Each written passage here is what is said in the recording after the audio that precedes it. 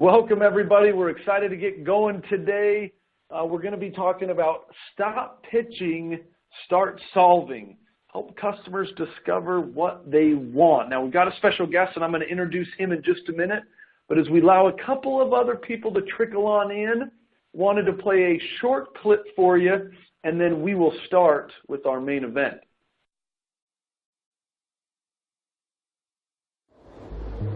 What does it take to get here? On the top of the mountain, on the threshold of opportunity, poised on the edge of greatness. It takes this, a lot of this, but it also takes this, a combination of science and sweat, the addition of math to muscle, and metrics to hustle, because determination and sheer force of will can make you great. But adding data and science will help you achieve greatness. And if you think this applies only to those special few that perform on life's biggest stages, then think again. Data, science, and artificial intelligence are a part of everyday life, helping us maximize our potential at home and on the go, and from the stadium to the sales floor. Sales plays built on predictive insights, data and science prioritizing everything you do. More leads converting to opportunities. More opportunities converting to deals. Rookies who sell like veterans. And sales teams primed for success. That's what we do. A revolutionary sales platform that adds numbers to your know-how and elevation to your effort. Taking your sales floor from this to this. Resulting in more of this. Determination and data. That's how you get here. On the top of the mountain. At the doorstep of opportunity. And on the verge of greatness. That's how you accelerate.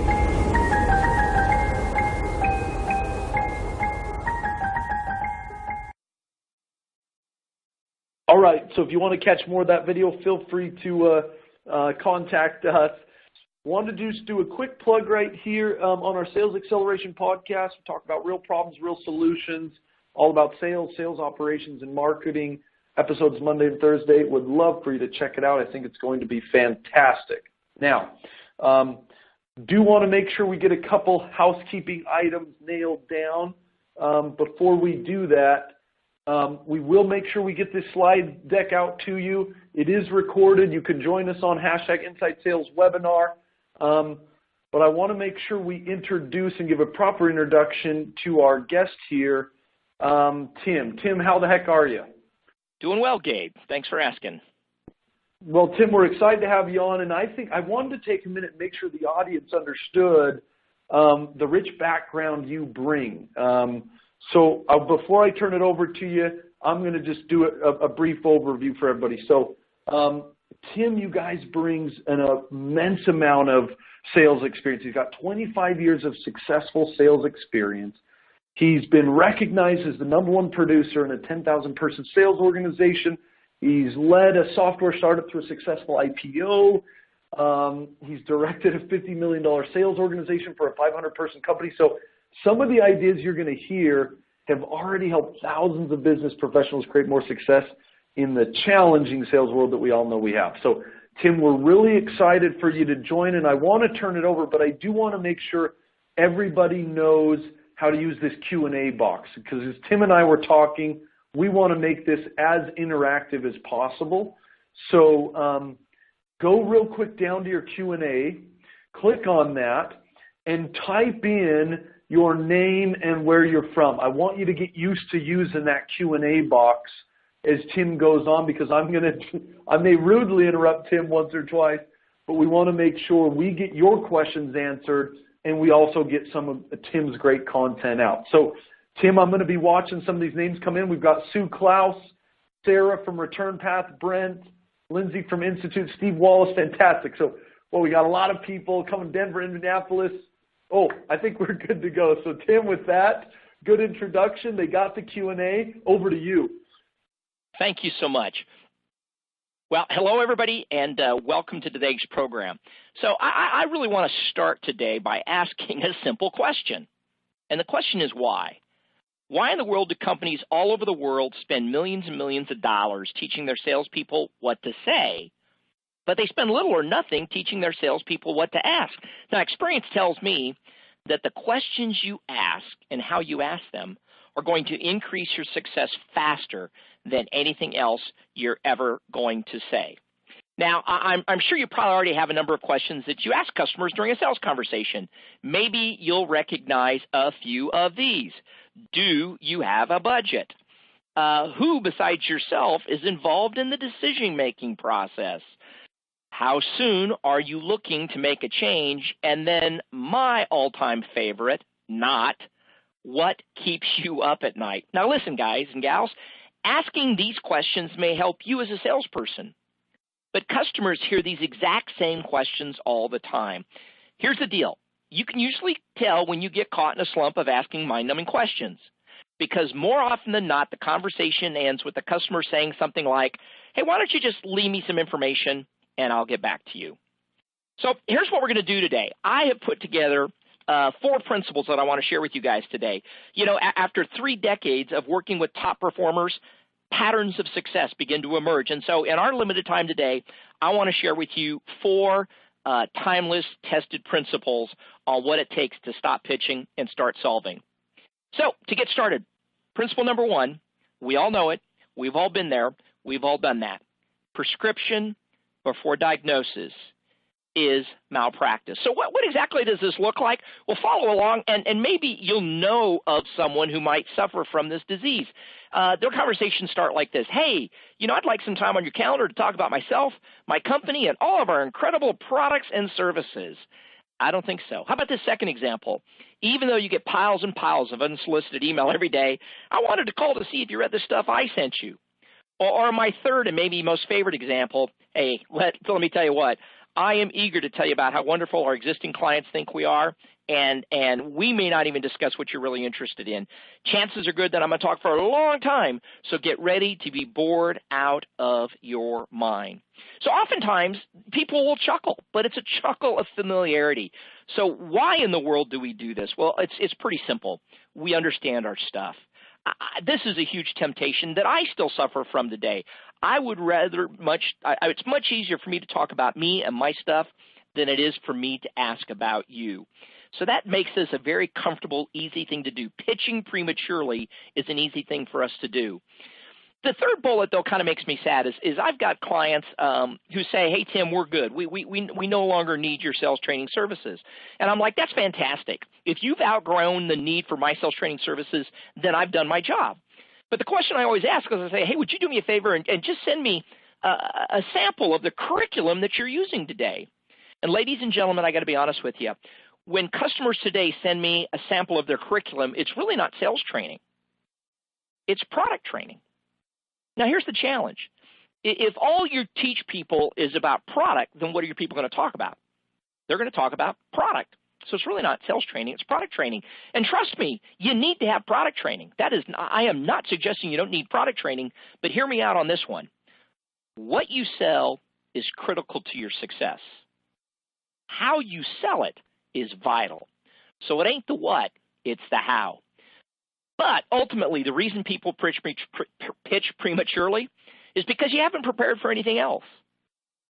Let me ask you 2 rhetorical questions. Question number 1, how much time do you spend planning and preparing for each and every sales conversation? And the answer is probably little or not enough. My follow-up question would be this. Out of the time that you do spend planning and preparing for a sales conversation, what percentage of that time is really focused on, here's what I'm going to say, versus what percentage of that time is focused on, here's what I want to ask? So my conclusion is we could all spend more time planning and preparing. And the real trap is the time that we do spend planning and preparing, it's all about us. It's all about what we're going to say, and we're not focused on what we're really going to ask. So what happens, listen, when you pitch prematurely, the prospect doesn't engage. Forget the prospect.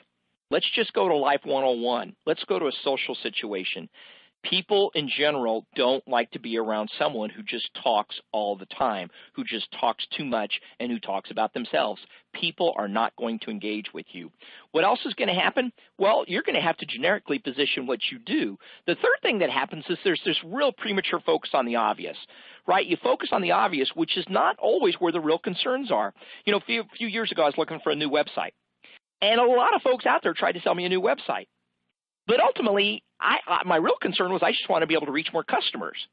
So the company I chose to do business with asked insightful questions about, now, you don't really want a new website. I mean, nobody wants a new website. What are you really looking to accomplish? It's like, well, to be honest with you, I'm just trying to reach more customers. And so instead of just selling me a website, they also sold me SEO. They also sold me a social media campaign. They also sold me analytics, a new mobile platform, and much, much more. Ladies and gentlemen, nobody ever wants to really buy a drill. People want the whole. And so we have to make sure we're looking at what the customer ultimately wants. But the biggest concern I have when you pitch prematurely is you're flat out going to miss opportunities. It's just that simple. So if prescription before diagnosis is malpractice, then my second principle would seem to be somewhat linear. I want you to make fewer statements and ask more questions. See, the way I look at it, questions are your tool for understanding the customer and their challenges.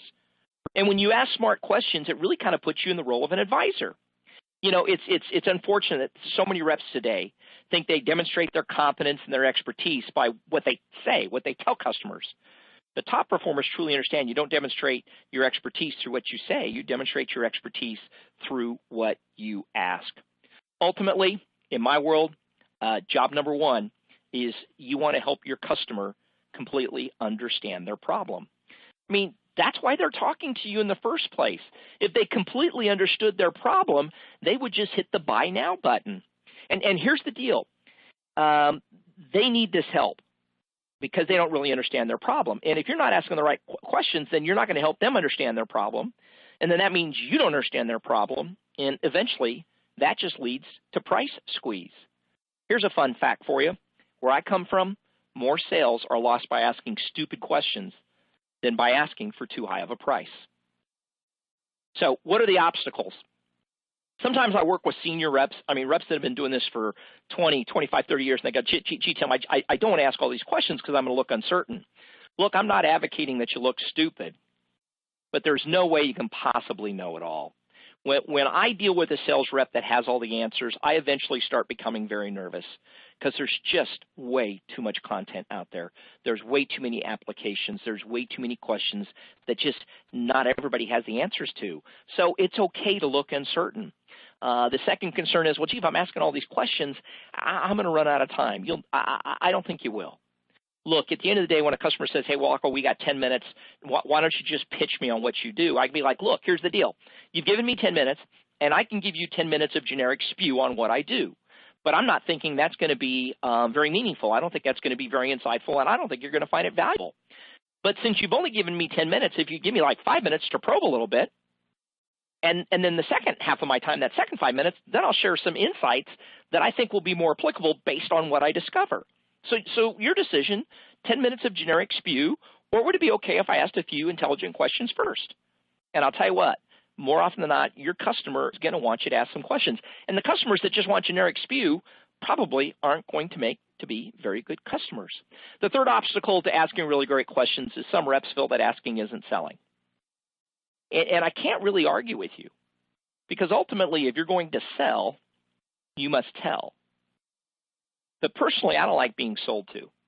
I'll tell you what, I love to buy, right? When I'm in the market for something, and whether it's a new car, a new TV, a new home, a new suit, new pair of shoes, I am ready to buy. But I want somebody to ask me questions. Hey, this new car, so tell me, how many miles do you drive a year? You typically, how many people do you have? Do you need a large trunk space? What's more important to you? Efficiency or horsepower? I want somebody to lead me through that buying process, and you're going to do that by asking me the right kinds of questions. But the number one reason we don't ask the right kinds of questions is why I'm here today, is we're not working on this. It's kind of a lack of training. So listen, don't take my word for it. Let's just go right now. Go down to the Q&A, right? I want you to use the Q&A. Gabe pointed out earlier. Go to the Q&A box and type in for me right now, what is your number one thought-provoking sales question that you think everybody should be asking clients today? I want to take a look at some of the samples. Go ahead and send it to me. What is your number one thought-provoking sales question that you think everybody on this call should be asking customers today? Yeah, you've got some good things coming in. You've got one. I think you beat him to the punch here, Tim. You got Alexander said, what are the best questions, or are there some of the universal questions that we should ask? So I'm going to be interested to see what some of these people come in. Do you mind if I start reading out some of these, Tim? Would you please, Gabe? That'd be great. Yeah, so we got Erica says, have you looked at our company before? Steve says, what does a win look like for you? It's Felicia says, what keeps you up at night? She stole that one from you, I think, Tim. Michelle says, am I speaking with the decision maker? Sarah says, are you all right telling me if this is no longer a priority for you and your team? Adrienne says, what are you doing currently? You got tons in here, Tim. What is your objective, says Todd, when done? What will it do for you? What will it look like? I'm going to slaughter that one. What does the ideal state look like? How can I make your job easier? Well, okay. You got a lot in here, Tim. Good stuff. So thanks so much for sharing that with me, folks. Now, hang on to that question that you just submitted. Hang on to that question you just submitted, because I want to give you a little litmus test now. When I teach asking great questions, there's 3 criteria that must be met. The first criteria is, was the question open? It can't be closed. So do you have a budget? Is closed. You guys all know the problem with closed questions, it's verbal volleyball. Do you like walks on the beach? Yep. Do you like Barry Manilow music? Yep. Do you like rosé wine? Yep. And the customer begins to wonder, where is this conversation going? So to ask a great question, more often than not, great questions are going to be open. Am I suggesting every question you're going to ask is going to be open? No. But if you're going to think through high-impact, thought-provoking questions, the first criteria is that question needs to be open. The second criteria is that question needs to be unique and thought-provoking, which means you got to be asking questions nobody else in your industry is asking. How do you know if your question is unique and thought-provoking? 2 things are going to happen. Number 1, after you ask the question, there will be a pause. The reason there's a pause is because this customer, this prospect, has never been asked this question. And so they're going to need a certain amount of time to formulate an answer. Right? When you ask a question and somebody's got an answer right away, that's because they know exactly where you're going. There's not a whole lot of new thinking going on. So the first thing that happens when you ask a unique and thought-provoking question is there's pause. The second thing that happens is typically the first words out of your customer's mouth are something like this. Wow, that's kind of a good question. And then you sit there and you smile because you go, you know what? It is. I've been working on this. And here's the third and final criteria is great questions typically have some context around them. So context is the reason why you're asking. If you turn on the Sunday morning news shows, right, they typically have VIPs on, and they're trying to engage them in conversation. And so they don't just lob question after question after question. They set the question up with some context. Hey, given what's going on in North Korea and the overtones in Syria and what's going on in the current White House, what I'd like to ask you is the following. So they're putting a context around it, and they're showing their expertise. They're giving that individual a reason to answer. This is why I'm asking you this question. Ultimately, here's the deal, ladies and gentlemen. I'm a real big believer that if you ask smart questions, they're going to think you're smart. And I'm hoping that I don't have to work through the corollary with you. Okay? So here we go. Pop quiz. What do you think? Is this a smart or a dumb question? Hey, if I could save you some money, would you be interested in moving forward? I'll be honest with you, just asking that makes me want to run home and take a shower. Right? These are not the types of questions we want to be asking. So somebody in the Q&A said, hey, are there some universal questions? I happen to believe there are. I happen to believe there's lots of universal questions. What I'm going to do now is I'm going to share with you 4 of my own questions. Now, I can't guarantee these questions are going to work for you, but I can guarantee these questions work. Here's example number 1. I sell blank. I sell wheelbarrows. I sell software. Right? In my world, I sell sales training. So here's the question. I sell sales training, and you know what? There's a lot of options out there. Here's what I'm dying to know. How in the world does somebody in a position like yours, how do you choose? So let me unpack this for you and why this has been a successful question for me. I sell blank, and there are a lot of options out there. Okay, ladies and gentlemen, is that high pressure or is that low pressure? That's right. That's low pressure. I'm not sounding salesy because I never want to sound salesy. The minute we start sounding salesy, our customers, our prospect can smell that in the water. And the minute you start sounding like a salesperson, they start shutting down. because very few people really embrace the time they're going to have to spend with a salesperson. So, and I'm just telling the truth, man. I sell sales training. There's literally hundreds of guys just like me in North America that do what I do. So there's a ton of options out there. But here's what I'm dying to know. How in the world does somebody in a position like yours, all right, let me pause. When you ask somebody, how in the world is somebody in a position like yours, that implies respect. That implies importance, right? You really want to know, tell me what this means to you. So we say, how in the world is somebody in a position like yours? How do you choose? And choose is a very important word because I spend a lot of time with salespeople, and salespeople love the D word. How are you going to decide? What's your decision-making process? Who's all going to be involved in this decision, right? So just throwing that different word, that unique word in there, choose, makes a big difference.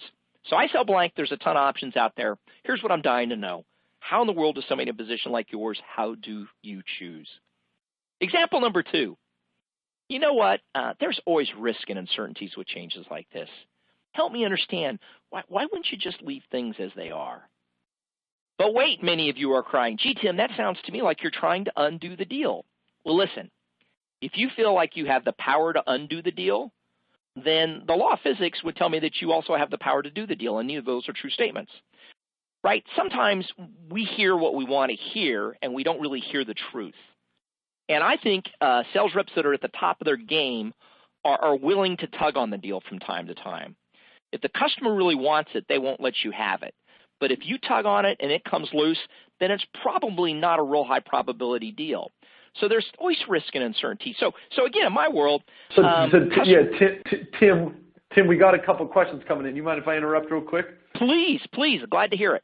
Yes, yeah. So a couple things. We got one from Aiken Walker. I want to make sure we get this one out here. So as we think about these questions, can you provide the context?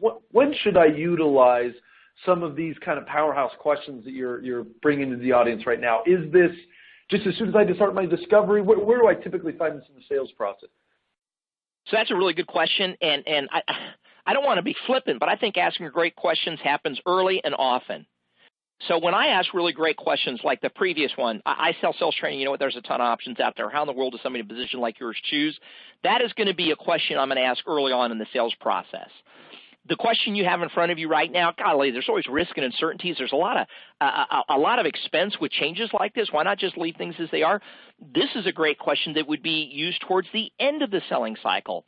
And so as I am formulating my questions, as I'm planning my sales conversation, there are different questions I'm going to use at different stages of the selling cycle.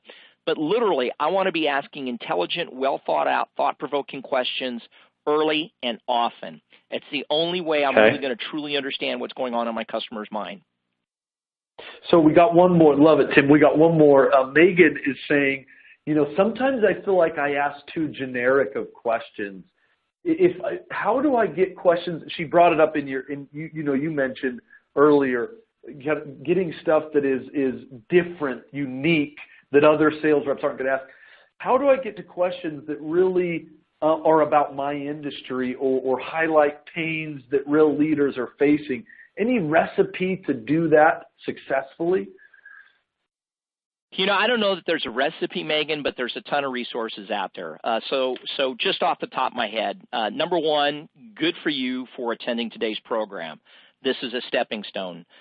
Number two, Megan, I am always saddened that oftentimes I see salespeople who don't tap in and leverage what other salespeople know. And what I mean by that is I can go to a sales conference, have 200 people in the audience, and I'll ask 200 people, I say, how many of you know who the number one sales rep in this room is? And 200 hands go up. And the next question will be, how many of you have bought that number one sales rep a cup of coffee or a cold beverage in the last 30 days and asked them, what are you doing differently? And hardly anybody raises their hands. So, Megan, tap into the wisdom of insights of others. And the third and final thing, Megan, is Amazon is a blessing to you. There are literally, I'll bet there's at least a dozen books on my bookshelf, Megan, specifically about asking questions during the sales cycle. And so you read through those, you grab the best, you leave the rest, you mix and match with things that you're comfortable with, because I never want you to be uncomfortable, and you tap into other folks inside your organization who have gone before you. That would be the encouragement I'd give you. Love it. I love it. Can I ask one more, Tim, and then I want you Please. to continue. We've got a lot of good questions coming in here. As you go through some of these recommended questions, you know, some of the people here, I got Tom, Beth, I got two people kind of both indicating this. How do you know when you've asked too many questions? Do you have a guide? Is it typically 3 to 5? Is it a 15-minute discovery? When do you? I mean, I got Beth here saying sometimes I notice that it's getting awkward on the phone, like I'm going too far. Is there a best practice you've seen, Tim? Oh, that's a great question. I don't know that there's a best practice, folks, but here's the deal. So if you're talking to somebody for the very first time, so I got to speak real general just because I don't know the specifics, but in general terms, if you're speaking to somebody for the very first time and you're firing off questions, even if they're great questions, they're probably not going to be highly engaged with you because you haven't really given them a reason to engage with you. So as I see the selling cycle, very simply, is you've got to have this compelling story. You got to be able to really articulate early on why now. And that gets people to go, really, seriously, we call it getting the Scooby-Doo response, right? Somebody says, so what do you guys do there? And you explain it in such a way that the customer goes, right? He wants to learn more. But before you tell more, you say, listen, man, I'd love to share with you more in depth exactly what we do and how we help customers just like you. But before I do, would it be okay if I asked you a few key questions? Because I really want to make sure that my ideas, my comments are on target for you. And when you ask people permission to ask them questions, as long as the questions are relevant, meaningful, and thought-provoking, I think they will go along. When do you know you've asked too many questions? Well, here's the deal. I do a lot of work in presentation skills. The number one key to doing a great presentation is the questions you ask. When you do a great presentation, the customer is going to say, wow, that's exactly what we were looking for. And you go, well, I know because I asked you all the right questions. So as soon as you know who, where, what, when, why, and how much, I think you've asked enough questions. I love Tim. I think we've opened up a can here. We got another about 15 questions, so I'm gonna have to ask you just one or two more, and then we can jump back in if that's okay. But it fits in here, Felicia. Felicia, I'm going to get to you here, Felicia Pope, and respond if we don't answer it correctly. But you know, using these questions correctly. Do you feel like, Tim, even what you've just gone over, can I translate these questions into an email or into sales letters when I start, and I'm kind of using, I'm trying to get in or get in contact with the prospect. I mean, Felicia's kind of trying to get to, is there questions I can answer or use in that context that can be effective, or do you consider these to be potentially two different kind of ideas? We've got discovery questions, and then we've got thought-provoking questions to kind of quote-unquote prospect or get in the door. So that's really interesting. The questions I'm reviewing with you today, kind of my angle, my approach today is more of the art of the dialogue, the art of the conversation. Would I ever ask questions in an email? The answer is not only yes, but heck yes. So in a prospecting email, I may send a prospect, hey, Gabe, Tim Walker, we've never spoken before, but Gabe, the reason I'm emailing today is I want to ask you just two quick questions. Number one, Gabe, how much did you invest in sales training last year? And question number two, Gabe, how much do you wish you had spent on sales training last year? I'll give you a call next week to discuss your answers. So yeah, Felicia, using questions in an email as part of a prospecting campaign, I would much rather get a prospecting email that asks me a question because most of the prospecting stuff I get is somebody's like, hey, would you jump on a WebEx? We want to show you our stuff. It's like, I don't want to see your stuff because you have no idea who I am or what my challenges are or what I'm up against. So I love the idea of prospecting with questions saying, hey, the reason I'm reaching out to you today is I work with other executives just like yourself who are struggling with this, that, and the other thing. And I'm just dying to know the answer to the following two questions. And if those two questions are like, whoa, and I don't mean like what keeps you up at night or what's your budget, then you're probably have a higher likelihood of getting somebody engaged. Yeah. Do you feel like, Tim, we got Nicole from Corning. I want to make sure this comes out, Nicole. You know, she says, hey, I'm a little different role. I'm more probably a sales development or business development. Do these types of questions still apply, or should I be asking different questions as an appointment setter? The examples I'm giving you may not be appointment setting questions, but you definitely can be asking more questions. The right questions. Yeah. The right questions, yeah. And I don't want to paint with a broad brush, but I honestly don't remember. And I've been doing this for a long time, guys. I don't remember the last time I did a ride-along or a listen-in, and my critique was, you know what, you asked too damn many good questions. I don't remember the last time those words came through my lips. And I would welcome the opportunity to set somebody down and go, dude, you just rocked it. You asked way, way too many thought-provoking, unique questions. Oh my gosh, dial it down. That just doesn't happen. Usually the conversation is, you know what, you talked too much and you didn't learn enough. And now we don't know where we stand. We don't know who's involved. We don't know what the real motivation is. We have no idea how fast this thing's going to move or what the resources to fund it are. But other than that, we can try calling back and, do a little more pitch and pray if you want, but I don't think it's going to work. Okay, I love it, Tim. Guys, keep bringing the questions. I am stacking them up here. We'll get Tim just a little later. Tim, I want to hear a couple more of these questions, but we got one good question here that I do want to get to. It's coming from Matt, and it's the idea is, how do I make sure I set up these questions right? So we're talking about these great questions to ask. Is there a good transition statement after you've done an introduction or after you've kind of set the stage? How do I transition into these questions so that I do it in an appropriate way that kind of comes off right to the customer? Matt, so I'm gonna teach you a specific phrase here, Matt, in about the next 3 minutes, if I can put you off till then, with your permission. Let's do it. Maybe that'll be a good way, Tim, to continue on here, because I keep getting bombarded and I want to make sure we get the audience. But let's continue on with some of these other questions. Guys, I am grabbing these questions. We'll get some of them at the end. But, Tim, let's get on. I want to make sure we get some more of this good info. And I love the interaction, guys. I literally, we could spend all day talking about this. But let's look at my third of four examples. Here we go. The old budget. Everybody wants to know, well, how do you discover budget? This is how I discover budget. I go, you know what, Gabe, here's the deal. Some clients have a tough time calculating a reasonable budget for a project like this. I'm really curious, Gabe. Tell me a little bit about how you guys came up with your number. So let me give you some context. In my world, I'm not selling iPhones. I'm not selling widgets. You don't go out on a website and it says sales training is $1,500 per day. Or maybe you can with some folks, not with me, because we're going to tailor and customize everything.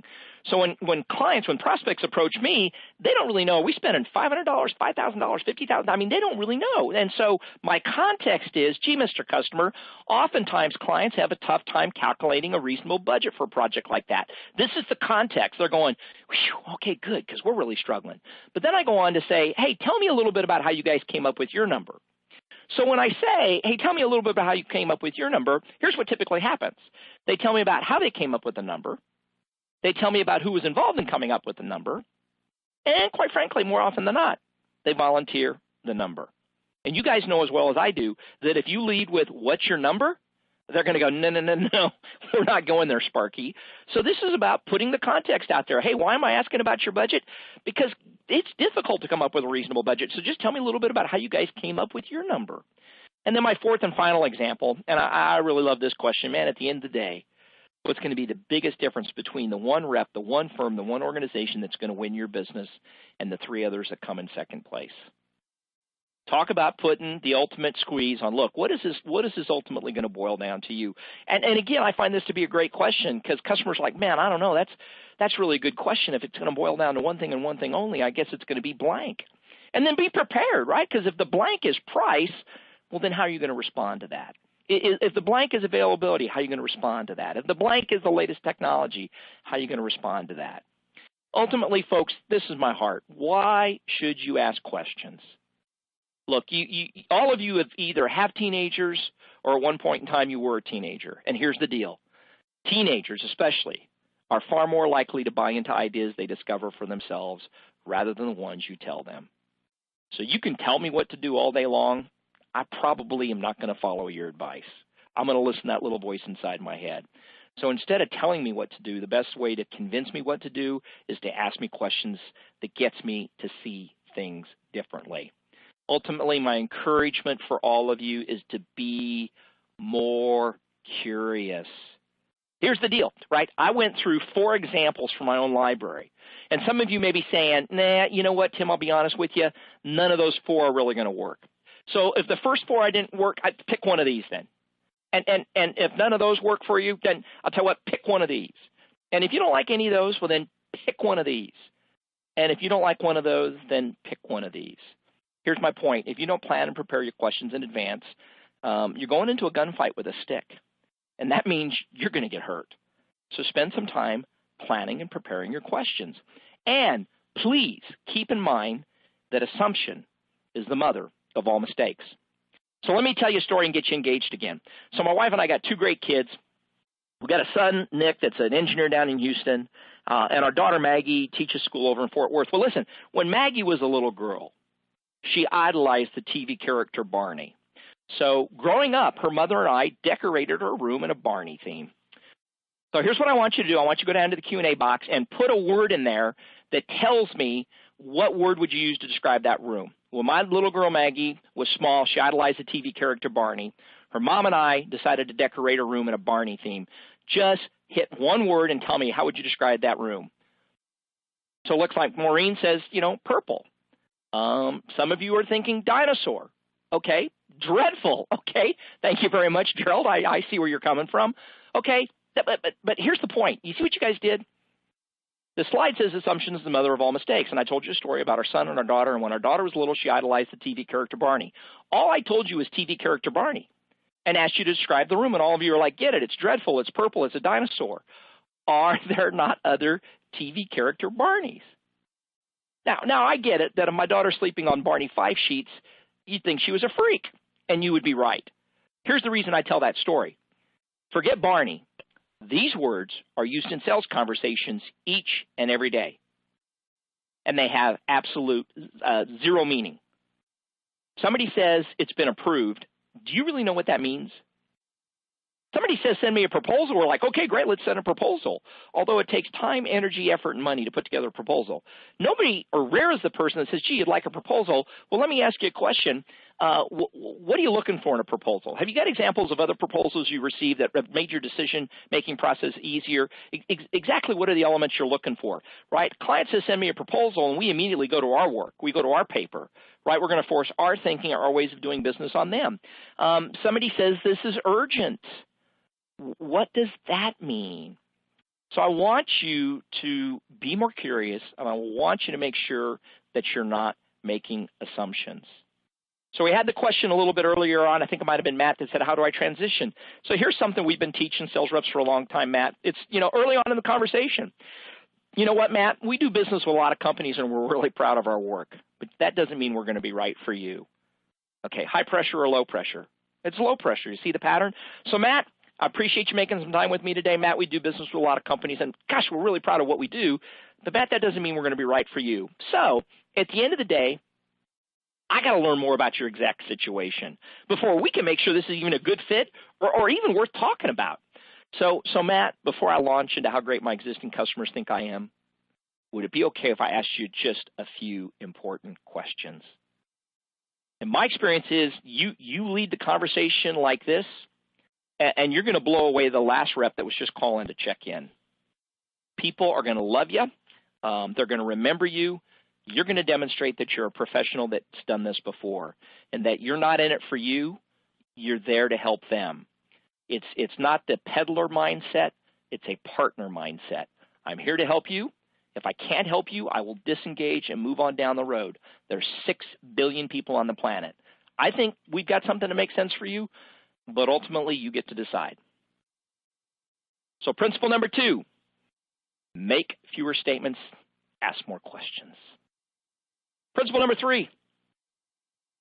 Now, most of you, this might be the first time you've ever heard me before, so you may not think this is a very safe place, but how many of you are willing to admit you might have a little bit of a hopium problem? Huh? Come on. You got a hopium problem? I know every once in a while I got a little bit of a hopium problem. For those of you that aren't quite sure what I'm talking about, let's make it real simple. If you were working for me and you ever asked this question, I would tell you you've got a hopium problem. Hey, would you like me to go ahead and put together a proposal? Here's the challenge. Here's the rub. 2 sales reps are going to call on me this afternoon. First sales rep, very organized, very professional. They've done their homework. They're asking great, insightful questions. They're listening carefully. I like their experience. I like their expertise. And this sales rep says towards the end of our conversation, would you like me to go ahead and put together a proposal? I'm going to say, sure. A second sales rep calls on me later today, and this sales rep's a wet mess. They are unorganized. They are unprepared. They show up and just talk about themselves. They got very little experience in my space. Quite frankly, I'm not even convinced they know what I do. I'm looking for an excuse to get out of this. And if that second sales rep asks that very same question, would you like me to go ahead and put together a proposal? I, like many of you, are going to say yes. Because as a species, we're non-confrontational. So the rock star sales rep hears a yes, and the knucklehead sales rep hears a yes. But only one of them truly got a yes. So what am I suggesting? Well, I'm suggesting instead of going for yes, sometimes it's best for us to go for a no. So instead of asking, would you like me to go ahead and put together a proposal, we would offer that you consider to phrase it a little bit differently. Hey, I've really enjoyed our conversation today, Gabe, but, I sense that putting together a proposal is still a little bit premature. What are your thoughts? All right, let's go back to the earlier example. Right, in the earlier example, I got a rock star sales rep. And if that rock star sales rep says, gee, Tim, I've really enjoyed our conversation, but I sense that putting together a proposal is still premature. What are your thoughts? I'm going to be like, no, man, I want a proposal. Bring it. I mean, when was the last time you had a customer drag you through the selling cycle? That's a lot of fun. It's much easier to pull a rope than it is to push a rope. If, on the other hand, you're the second sales rep, the knucklehead, and if the knucklehead says, well, gee, Mr. Wackel, I've really enjoyed our conversation today, but I sense that putting together a proposal is still premature. What are your thoughts? I'm going to be, you know what? You're right. It is still premature. Top performers are not afraid to put the elephant in the middle of the room and just say, listen, I don't know. What do you guys think? You see an elephant here? Because sometimes, and guys, listen, I struggle with this. I mean, if I was so doggone good, I'd be doing this call from my boat, but I'm not on my boat. I'm in my office. If I were so good at this, I would never struggle with this. But every once in a while, we think that if we just don't talk about this, if we just don't draw attention to a potential weakness, we'll be okay. Now, you'll always be found out. And quite frankly, you'll sleep much better if you put the weaknesses out there and you test them. Another example. Hey, are we still on track to get that PO? If you're in business development or you're an account manager, you've been calling on these people for a long time, they know you, they like you, they trust you, they respect you, they don't want to give you bad news. Nobody wants to give somebody else bad news. That's not a lot of fun. So when you show up and you're all happy, hey, are we still on track?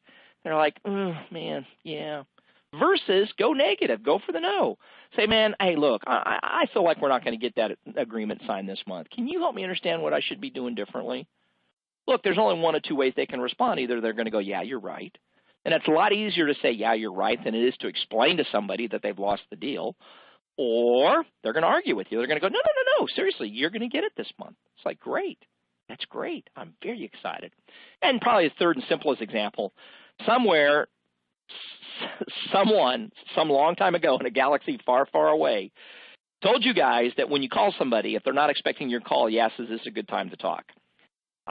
Spoiler alert, this is not good because nobody's waiting for your call. It's never a good time to talk.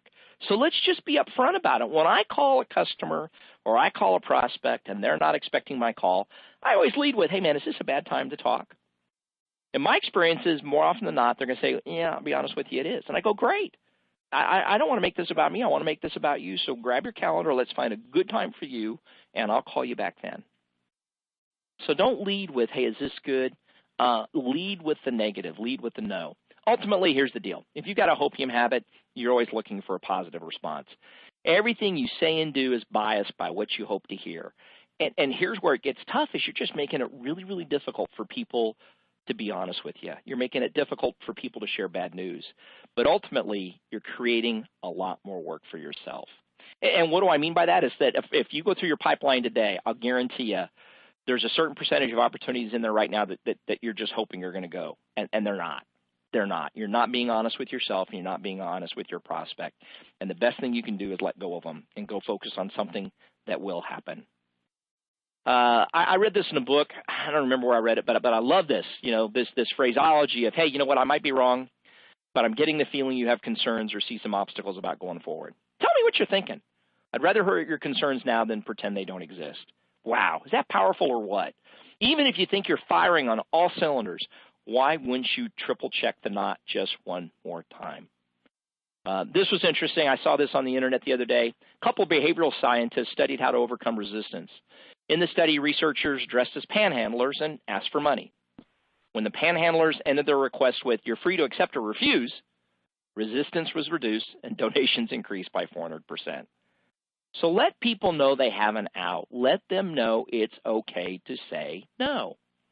So here's your exercise for this principle. Do you have a contact or an opportunity that appears to be vanishing? I would imagine the vast majority of you probably do. What are you willing to try that's different?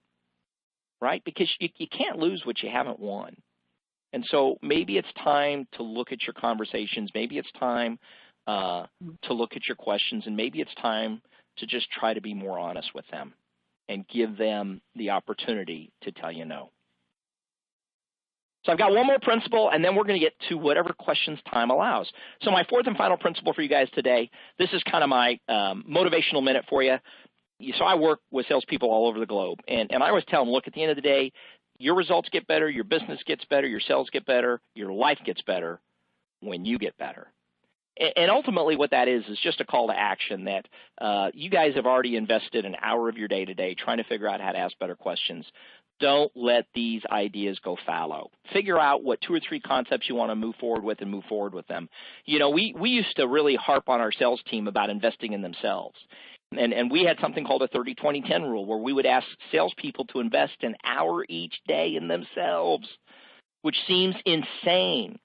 But listen, if you're not pausing every once in a while to sharpen the saw, you know, eventually you're just going to bust the blade. So we would really ask salespeople to do something for 30 minutes, 20 minutes, 10 minutes. And when I was running sales organizations, we'd ask everybody to spend 30 minutes just getting some physical activity, also known as exercise. And I'll just speak first person. You know what? When I exercise, I got more energy. I got more creativity. My stress level goes down. I sleep better at night. My doctor says my cholesterol and blood pressure are where they're supposed to be. Why in the world wouldn't I exercise each and every day? Because you know what? I'm a salesperson. And I got calls to make. I got demos to do. I got proposals to put out. I got airplanes to catch. I got clients to teach. You know, but if you don't take time for yourself, if you're not good to you, who else is going to be good to you? And if you're not at your best, it's going to be hard for you to perform your best. We'd ask salespeople to spend 20 minutes every day reading. We really wanted them to be informed. And here's the facts: is if you read 20 minutes a day and you do it 5 days a week, at the end of the year, you'll have read on average 22 books. So we had a question earlier about, well, how can I learn more about questions?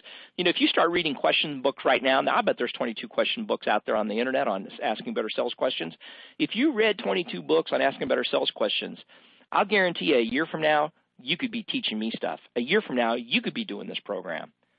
Because, you know, you read 22 books on any given topic, you are pretty much an expert in that space. And so we're not saying you have to read about how to be a great salesperson. Read about how to be a better spouse, a better parent, better tennis player. Read about politics, world religions. It doesn't matter to me, but keep the learning alive. And the 10 minutes a day is we'd ask everybody in our organization to spend 10 minutes of time just kind of reflecting and journaling. Journaling on where are you at, what are some of your challenges, where are you taking new ground, where do you need to take new ground? And this was always real applicable to me because if I'm not spending time kind of reflecting on what's going on, then every day gets to be like Groundhog Day. And I keep getting up and making the same mistakes over and over and over and over again. So before we get to the final questions, I'm just going to let you guys know, for those of you that haven't worked with me before, never heard of me before, listen, if you're an individual contributor, I got a whole library of training on demand. You know, products just like this program. About an hour in length, instant access. You download content, you watch, you learn on your own schedule. You know, sometimes we got sales managers and they've got a geographically dispersed team, but they still want to participate in something that's tailored. So, you know, I do these kinds of customized webinars for a lot of different clients. So if that's something you're interested in, reach out.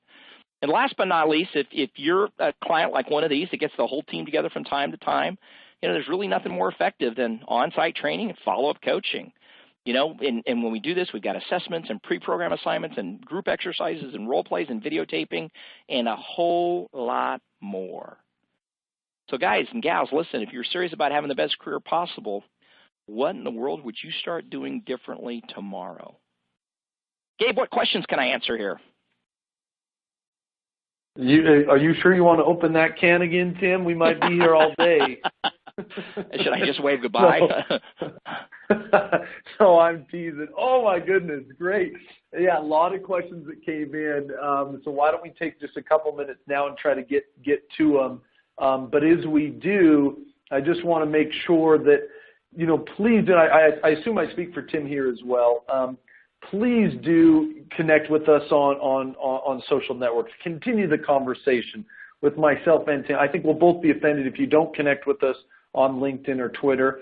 And then I'm going to flash here in just a second a couple other offers from InsideSales.com. We've got a great ebook around day in the life of a sales rep that helps you prepare and know how you can tackle some of your biggest challenges. And then we've got some great technology to back that up. So as I flash those, I got to get to some of these questions, Tim.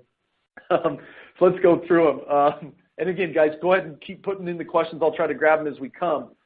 We have one question here around decision makers not wanting to go further. So you have a situation where I say they've probably been asked a lot of questions already by multiple sales reps. This decision maker doesn't seem like he's open or doesn't want to be asked questions. Any advice you would give or a question you would ask to see if you can kind of turn that attitude around? So that's a very real situation. I'm going to tell you something that if I tried it 30 years ago, I probably would have soiled myself. But after 3 decades, if somebody's just not opening up, I'll say, listen, here's the deal, man. The last thing I want to do is create bad feelings. But I'm just sensing that you don't really want to engage. I'm sensing that you really don't want to talk about this issue. I'm sensing you really don't want to answer my questions. Would you mind telling me what that's all about? So I'm actually going to go off script. I'm actually going to say, look, dude, if you're just angry and mad, and I mean, that's not what I'm saying, but what I'm thinking is, look, if you're angry and mad and other salespeople have taken advantage of you and you feel abused and your coffee was cold this morning and there's nothing I can say or do that's going to change this, then just tell me to get out. I'll get out. But I won't. And again, it's a lot easier to do this in your 50s than it was in your 20s. But I want to be as open and as honest and as transparent as possible. And sometimes when you call them on it, sometimes when you go, man, look, dude, here's the deal. I'm not trying to rile you up. Sometimes they get more riled up and they'll ask you to leave or they'll hang up on you. But other times they'll soften. Other times they'll break through and they'll go, man, I'm so sorry. Please forgive me. I'm not trying to be rude. I'm not trying to be distant. Here's what's going on. Because most salespeople are just afraid to acknowledge it. So to me, it just kind of gets back to, gee, I'm smelling something unusual. Is there an elephant in the room? And be willing to ask. Be willing to go where nobody else has gone. That would be my encouragement. I mean, you got nothing to lose. If they're shut down and you call them on it, what's the worst thing that happens? I mean, they're already shut down. Yeah, and I like the honesty play. I mean, sometimes you want to try to play games back with them, but I like just telling them, this is what I'm seeing. Tell me if that's not true. I think that kind of open honesty is not a bad approach. Tim, we've got multiple people throwing questions in here about gatekeepers, and it's almost more of probably overcoming an objection, but they've kind of thrown it out as a question. They run into a gatekeeper. They get stuck. He or she's out of the office. Is there something you found, a question that you can kind of get gatekeepers to light the fire under them in order to get past that part of the sales process? Boy, again, another great question, guys. Gatekeepers should be your allies and your friends, but oftentimes they don't want to be. So my number one advice, and this is not part of asking questions, my number one advice on working with gatekeepers is to avoid it at all costs. And so here's what I mean by that. If I'm trying to get to an executive and they've got a gatekeeper, then I'm going to spend $10.50 and I'm going to send that executive a piece of certified mail. Because when I send a piece of certified mail, I'm pretty convinced their gatekeeper's not going to open it and read it because that executive, that VIP is going to have to sign for that. They're probably thinking to themselves, who's suing me? Now, obviously, when they open up that piece of certified mail from me, I need to have some compelling copy. It better not be, I'm the greatest, I'm the brightest, everybody loves me, why don't you do business with me, right? It needs to be a value proposition, which is another program we could do, but you need to have a compelling value proposition. Issue, action, impact. Here's the issue that most clients have. Here's the action that we prescribe. Here's the impact we think we can have on your organization. Here's my compelling question to you. So try to get around the gatekeepers if you can, ladies and gentlemen. And that's going to require that you just use different mediums. If you're stuck using phone and email, then you're always going to have to go through the gatekeeper because those are the two mediums that they run the gate on. But if you send a handwritten note, you send something via certified mail, you just change up your mediums, and I think you'll have more success. I love that. I mean, sometimes I think, Tim, we can fall in love with, we become an email marketer, we become a social seller, we become a UPS mixing and matching until you find the right medium for the right person. I think sometimes you just can't get around it. You got to test it. Yep. We've got some a couple of real funny questions in here. I may have to share those at the end or kind of give them to you individually, Tim. But one question that did come in that I think is interesting, and John Jenkins, I'm going to get this to you. I'm in person, Tim, and I'm asking questions to somebody. How do I manage the note-taking concept? Is that a little bit offensive if I'm pausing for a little bit? Is it best to be taking notes while I'm doing this? Should I try to just record it and get it later? How would you recommend kind of managing that situation, either on the phone or in person? So probably two different answers. I think in person, there's nothing more flattering than to have somebody write down what I'm saying. To me, that just communicates volumes. So when a sales rep makes a sales call on me and I'm sharing with them details and specifics about my challenges, what we're trying, and if that sales rep's taking notes, I'm like, whoa, I'm being heard, I'm being listened to. One of my earliest customers used to take notes when I made sales calls on him. So I was like, whoa, I need to be very, very careful that all the facts are accurate here because this guy's writing everything down. So face-to-face, I'm writing down notes. I think that's very appropriate. Over the phone, I'm still writing down notes. I'm not a big fan of recording, but I'll let the customer know right up front. I go, listen, I'm going to ask you a series of thought-provoking questions, and if I'm doing my job correctly, you're going to have to pause for a second or two to come up with your answers.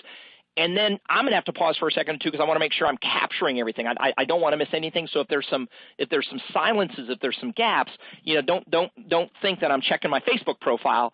I just simply want to take good notes. And then part of taking good notes, guys and gals, is not just only taking the note, but after a period of time has elapsed, whether it's 3 minutes, 5 minutes, 6 minutes, then go back and paraphrase. Okay, now listen, let me just play back what I've written down here, because then that really affirms that, listen, I am taking notes, and I want to make sure that I'm hearing the right things and capturing the right things. Because it's amazing. You think you're capturing the highlights, and then you'll play it back, and they'll go, no. It's really not blue. It's more of a turquoise. And you'll be like, oh, wow, man, I'm glad I went back and revisited that. So face-to-face, I'm taking notes. Over the phone, I'm going to let them know there's going to be pauses, but then I want to make sure I'm playing back what I've written down to ensure we are on track. Good. Interesting. Yeah, I mean, it's sometimes a little bit awkward, but I think you're right. The validation that it can provide to somebody can just be a game changer. I actually like bringing it up in the conversation. I like that idea, hey, I'm going to be taking some notes. If you hear some pause, that way that awkwardness maybe isn't, and that was kind of part of the question, there may be a little bit of awkwardness. So that may be, let's just be honest, just tell them, if you hear some silence, I'm going to be taking some notes. Tim, you've got a handful of sales development or appointment setters on the line, and there was a couple of questions. We talked a little bit about it earlier, but, you have one person here say, hey, I make a lot of calls, I make a lot of stuff. I'm always looking for, the best question as a sales development rep. And I know our questions that we talked about today were often probably maybe a little more in that discovery process. Is there something if you get someone right on the phone and you don't have much time, it's that initial prospect call and you're trying to get an appointment, is there a kind of a way you've been able to get a hook in the mouth and get them in? Boy, that is going to the answer is yes, and that is really dependent on who they are and why I'm calling. So a lot of it's going to require so part of my role is appointment setter. But part of what I do prior to making that phone call is I like to chum the water. And so I'm trying to send things in advance to really demonstrate my expertise, to demonstrate my reputation. Sometimes I'll send something that's just funny. Like we've got a postcard we're sending out this month that has a picture of Bigfoot on it. right? And the caption is, some things are difficult to find. Effective sales training shouldn't be one of them. So we're trying to create a brand or create an awareness so that when I do call, they're a little more willing to give me that 90 seconds to 3 minutes. And then it's questions like, hey, listen, here's my first question. I'm just kind of curious, on average, how much did you spend on sales training per rep last year? Here's my second question. Gee, if you had a magic wand, you could go back and redo it. How much do you wish you would have spent per rep? Because rare is the executive that says, man, we spent too much. We were way too effective. Everybody is hitting on all cylinders. And so I'm trying to ask questions that are going to kind of reveal those pain points and make it easier to have this conversation. Interesting. So if you have, we've got this voicemail and email thing that keeps coming up here. It looks like, let's go to this one. So this one kind of looks like it's from Scott Lucher, but we've had a few people ask it. If you're thinking about a voicemail or an email and you're trying to kind of end an email or a voicemail with something, a question that's meaty, can you use some of these types of things? This is more for discovery. Is there any advice you'd give on something catchy to kind of get that call back or get that reply? If yes, those things are out there. Here's kind of what I've discovered lately, ladies and gentlemen, is especially when I'm prospecting, especially when I'm trying to set appointments, I'm typically not going to ask them to respond. I'm not going to ask them to reply to the email, and I'm not going to ask them to reply to the voicemail. And the reason being is because they ain't going to do it. So, why ask people to do something they're not going to do? So it's not unusual for me to call. It's not unusual for me to prospect Gabe. Maybe I've sent him an email. Maybe I've sent him a direct mail piece. And then my third touch might be, hey, Gabe, it's Tim. We've never met before. We've never spoken before. But, Gabe, I sent you that introductory email about 10 days ago. I'm sure you're really busy. You probably haven't had a chance to read it. Gabe, I also sent you that little sales tip book last week. I hope the guys on your team are finding value in that. But, Gabe, here's the reason I'm calling today. I want to share one interesting piece of research with you. And then I'll share that piece of research, and I'll say, hey, Gabe, look forward to talking with you soon. This is Tim. Goodbye. And it freaks a lot of salespeople out because they're like, well, you're not leaving your name and number twice. It's like, no, because Gabe ain't going to call me back. But what Gabe's going to start to experience is that, look, I have a plan. I'm a professional, and I've got insights. I've got information that he should consider valuable. And so that's more my approach. Interesting. Yeah. I like that. Interesting. That is a little different than probably your standard. So, Tim, I didn't realize, I was just going to keep rolling here, but we're at 2 minutes after the hour. I've had a handful of people say, oh, I'm so sorry, but we do have to go. We probably should wrap this up ourselves. So, again, thank you so much for the audience. Please connect with us on LinkedIn, Twitter. Continue the conversation. You got some great takeaways from Tim, some great offers from InsideSales.com. Tim, last words from you. Hey, listen, folks, if you want to be better at winning business, you got to go where you're afraid to go. You're going to have to do what you're afraid to do, and you're going to have to ask when you're afraid to ask. It takes courage to admit you can be better, and it takes confidence to believe you can change, but it takes absolutely nothing to create excuses. Gabe, thanks so much for having me today. Everybody have a great day. Take care.